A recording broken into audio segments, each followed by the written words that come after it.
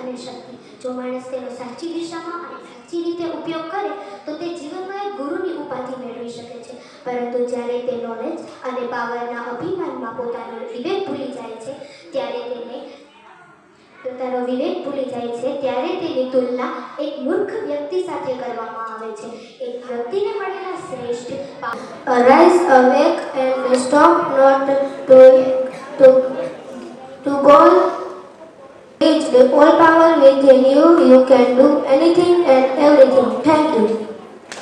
સ્વામી વિવેકાનંદનો જન્મ 12 જાન્યુઆરી 1863ના રોજ થયો હતો અને તેમનું મૃત્યુ 4 જુલાઈ 1902ના રોજ થયું હતું. સ્વામી વિવેકાનંદ એક પ્રખ્યાત સંન્યાસી અને વૈશ્વિક વિચારક હતા. તેમનું મૂળ નામ નરેન્દ્રનાથ દત્ત હતું. તેમના પિતાનું નામ વિશ્વનાથ દત્ત તથા તેમની માતાનું નામ ભુવનેશ્વરી દત્ત હતું. તે શ્રી રામકૃષ્ણ પરમહંસના શિષ્ય હતા. તે રામકૃષ્ણ મિશનના સ્થાપક તરીકે જાણીતા છે. સ્વામી વિવેકાનંદનું મૂળ નામ નરેન્દ્રનાથ દત્ત હતું. નરેન્દ્રનાથ દત્ત સ્વામી વિવેકાનંદ બનવાનો સફર ખૂબ જ પ્રેરણાદાયી છે. તેમના જીવનમાં અનેક તબક્કાઓ છે જેમણે તેમને મહાન આધ્યાત્મિક યાત્રા અને તેમના જીવનનું વિસ્તૃત વર્ણન છે.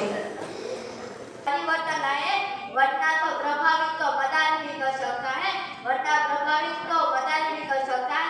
फर्क उससे नहीं पड़ता कि आप क्या हो और कैसे किस देखते हो. 23 વર્ષના યુવાન જેનું મસ્તક ફાંસીના ફંદા પર હતું ત્યારે તેમના ચહેરા પર દુઃખ ન હતું અને તે ખુશી શહીદ થઈ ગયા અને તેમણે એક સૂત્ર બોલ્યું, ઇન્કલાબ જિંદાબાદ. 12 જાન્યુઆરી 1863ના રોજ કોલકાતામાં થયો હતો. તેમનું મૂળ નામ નરેન્દ્ર દત્ત હતું. તેમણે છાતી પર હિન્દુસ્તાન લખી દેજો. કોઈ પૂછે તમને ક્યાં રહો છો તમે તો આ ઓળખાણ સ્થાન કહી દેજો.